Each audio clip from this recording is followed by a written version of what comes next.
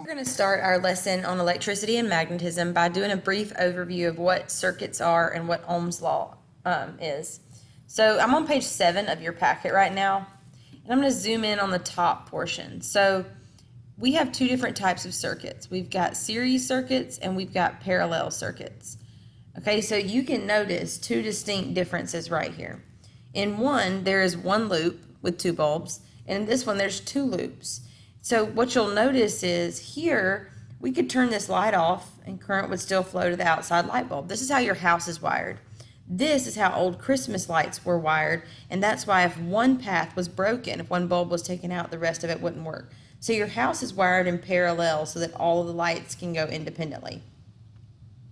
All right, so to measure the things that are running through these wires and to talk about electricity, we have to know Ohm's law.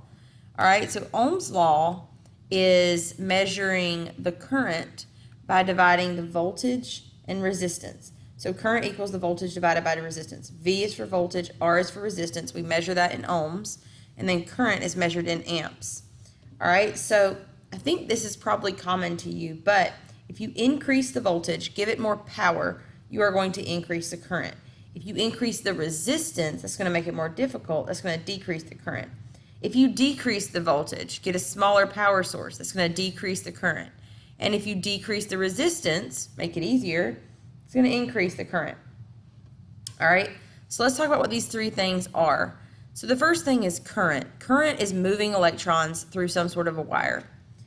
An increasing current causes more electricity to move. So increasing electricity through a device causes it to work faster, like a motor, or brighter in a light bulb. So we have a 3-volt battery and a 6-volt. The 6-volt is going to make it brighter because it's got 3 more volts. Okay? So what is voltage? Voltage is electrical potential. It's how much work a battery can do. So if we've got 1 volt of voltage, it equals 1 joule of energy. So if we wanted to increase voltage, you could double up your batteries, or you could use a stronger battery.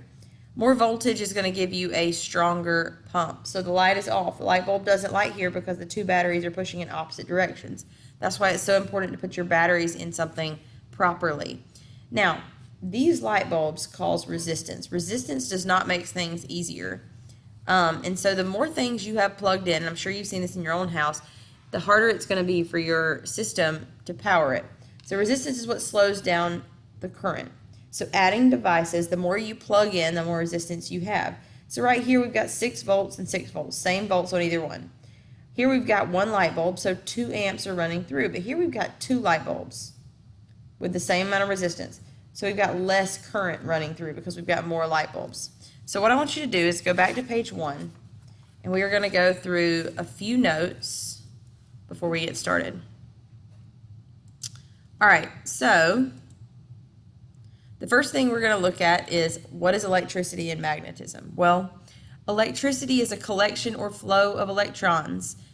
You can see her hair is standing up because she's got a buildup of negative electrons. They're all repelling each other. So what is the difference between static electricity and current electricity? Static is when a bunch of electrons collect on the surface of something, and then electricity that's flowing is going to be flowing through some sort of conductor and moving. The flow of electricity in a current has electrical pressure or voltage, so static electricity doesn't. So electric charges flow from an area of high voltage to low, just like in water. If you have a huge pitcher and you put a hole in it, it's going to flow to the area of low pressure. So if we have high voltage, it's going to flow to the area of low voltage. All right, so here's how this works. Similar to a water pipe, you've got a pump, it goes through a turbine, and it comes back through. Our battery is our pump. It's pumping electrons through to the light bulb and then coming back into the battery. All right, so the pressure of water flowing through those pipes on the last slide compared to the voltage, because the unit measure of voltage is volts. The current flowing through the wire is called current. We measure that in amps. So where do we get some of that voltage? Sometimes we get them from batteries. Batteries are composed of chemicals that can generate voltage. There are 2 kinds. Dry cells and wet cells. A dry cell is going to have a zinc container. It's going to have a lot of paste in it with a carbon rod in the middle with a positive and negative end. A wet cell is what you'd most likely find in your car. It has 2 connected plates that are made of different metals, and then in the middle we've got a conducting solution. So that's why it's not dry, it's a wet cell. That solution has lead, lead oxide, and sulfuric acid in it. So what is resistance? Resistance is anything that opposes the flow of electrons. So whenever you have a current flowing through your house, if nothing is plugged in, it's going to have very low resistance. The minute you start plugging things in, some of that current is pulled into those objects, causing resistance, causing the current to slow down. So the metal, which makes up a light bulb filament or a stovetop eye, has high resistance. Okay, and that high resistance is going to cause your light and heat to be given off. So it's going to waste some energy. So the unit for measuring resistance is going to be ohms. So if we have a short, thick wire where everything can flow through, the resistance is going to be less. But if we have a thin piece of wire, everything's got to line up. Imagine everybody trying to squeeze out a small door. It's going to be more resistance. All right, so how do we calculate it? We're going to do current equals voltage divided by resistance. So the way we want to work this out is by using a triangle. Okay, so we've got your triangle, and we've got voltage in the top and current and resistance. So voltage is V, resistance is ohms, and current is measured in amps. All right, so if we put this in here, it says we have a toy car with a resistance of 2 ohms. Excuse me. 2 ohms. We're going to put 2 down here, resistance goes. The battery is 3 volts.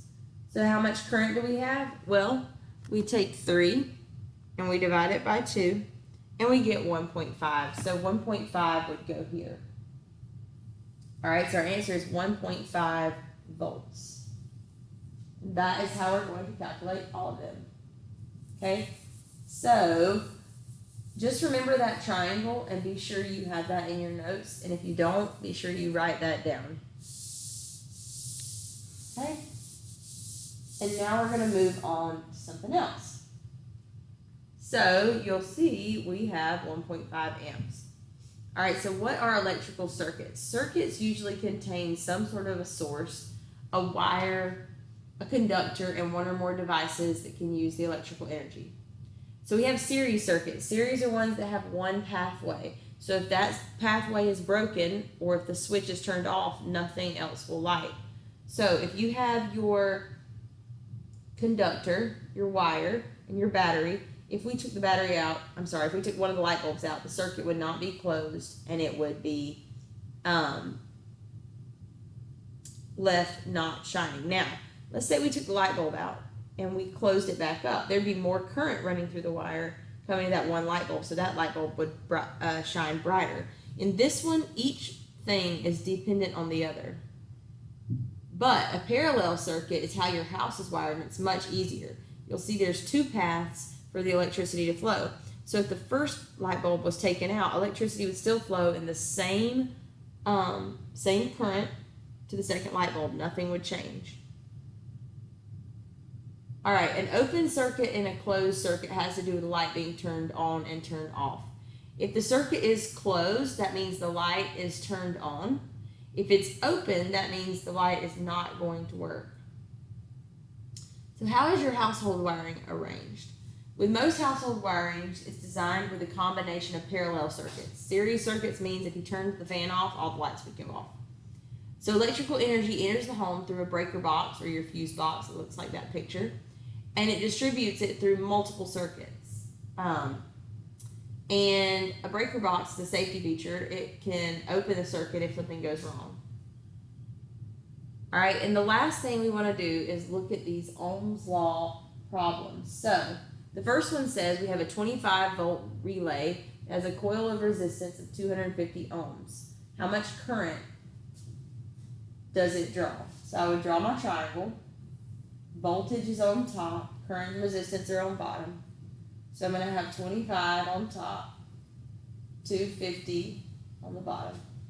So as for current that's measured in amps, we'd have 25 divided by 250, and you would get 0.1 amps. Okay? For this one, it says find the voltage. So we're going to leave voltage blank. And it says we have 0.9 through 1600 ohms. So I'm going to write 1600 here, and I'm going to write 0.9 here. I'm going to multiply those two together. 0.9 times 1600 gives you 1440 volts. Okay? So that is going to be it for today.